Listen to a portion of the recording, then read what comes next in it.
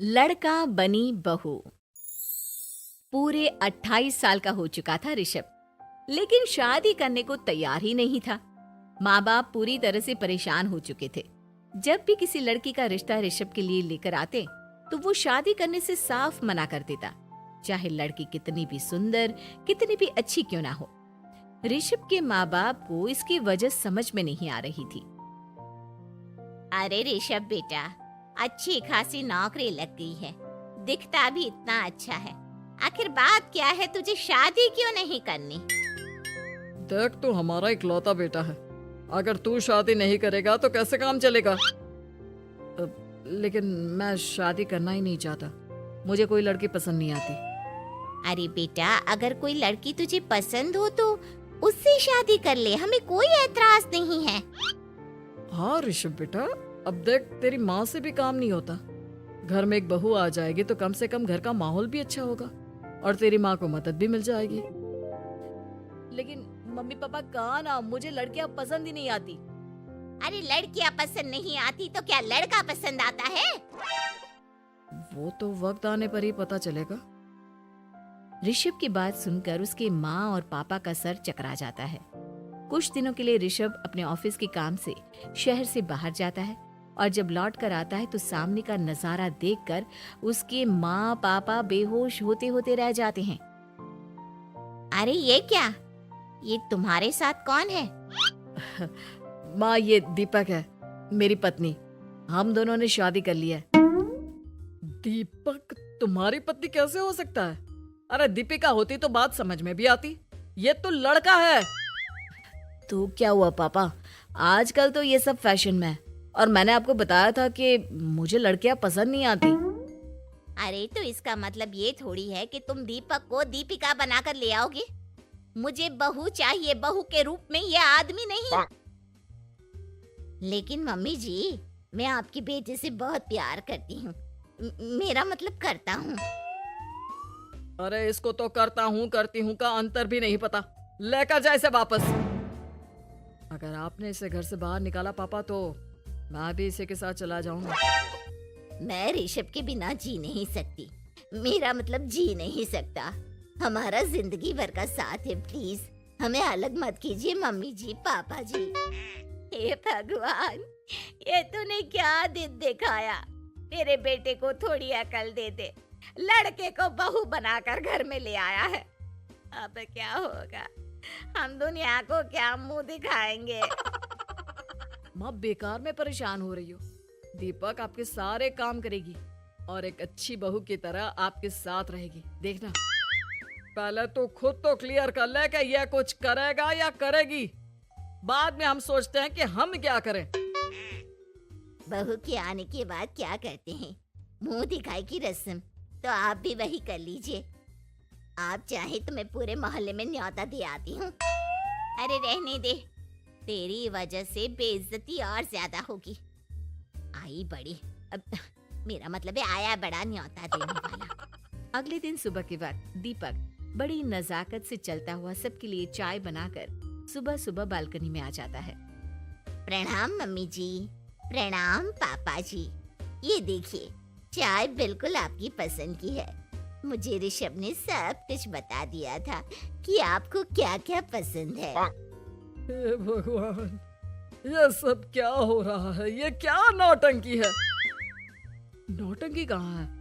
माँ देखिए तो, मेरा दीपक आपका कितना ख्याल रख रहा है।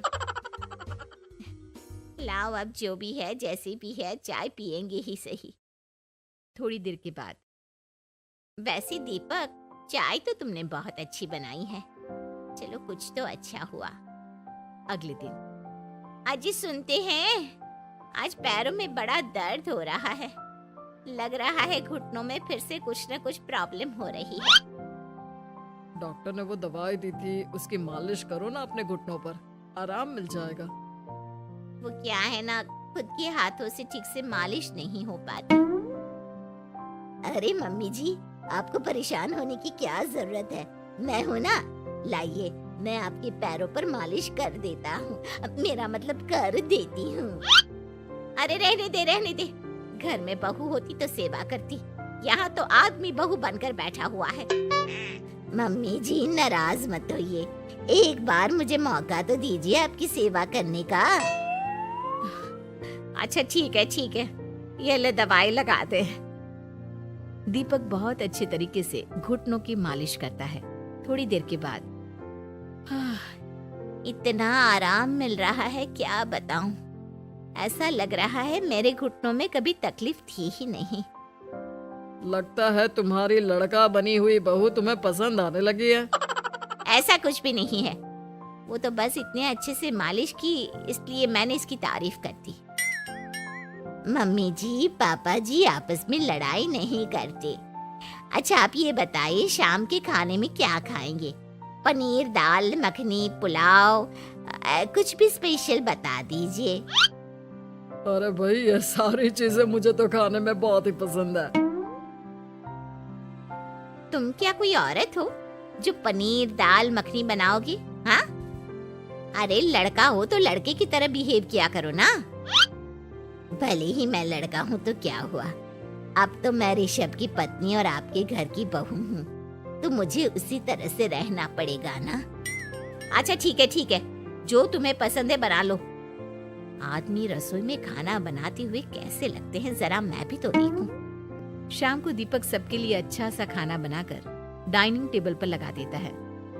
ऋषभ ऑफिस से जब लौट कर आता है, सब लोग खाना खाने के लिए बैठ जाते हैं। अरे वाह, क्या गजब का पनीर और दाल मखनी बनाई है। ऐसा जायका तो होटल के खाने में भी नहीं आता।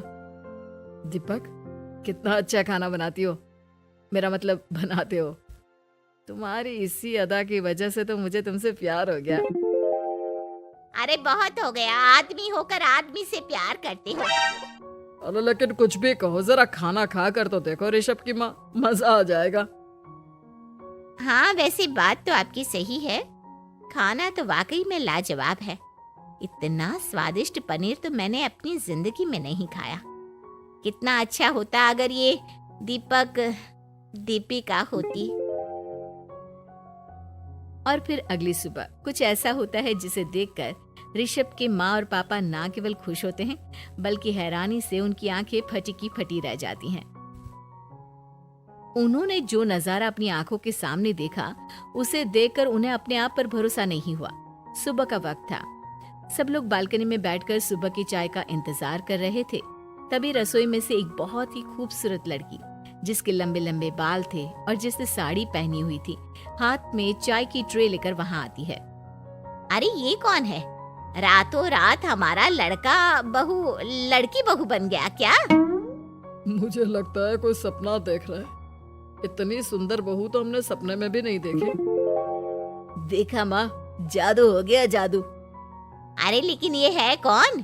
तुम्हारा वो आदमी वाला पत्नी कहाँ चला गया? आपने मुझे पहचाना नहीं? मैं दीपक नहीं दीपिका हूँ। इतने दिन से लड़के के कपड़े पहनकर आपके घर में आपकी बहू बनी हुई थी। माँ ये दीपक नहीं, दरअसल ये दीपिका थी, लेकिन इसे लड़कों की तरह रहने का शौक था और इसे लड़की की तरह रहना मंजूर नहीं था, इसलिए मैं इसे लड़के के रूप में आपकी बहू बनाकर यहाँ ले आया। तो फिर अचानक ये उसका हृदय परिवर्तन और रूप परिवर्तन कैसे हो गया? वो क्या है ना, मुझे बाद में एहसास हुआ कि आप लोग इस बात को लेकर बहुत दुखी हैं कि आपकी बेटी ने एक लड़की के साथ शादी की है, इसलिए मैं अपने असली रूप में वापस आ गई। हमने कोई पुण्य कर्म किए होंगे जो तुम्हारे जैसा, मेरा मतलब तुम्हारे जैसी बहू मिली, इतनी खूबसूरत और इतना ख्याल रखने वाली।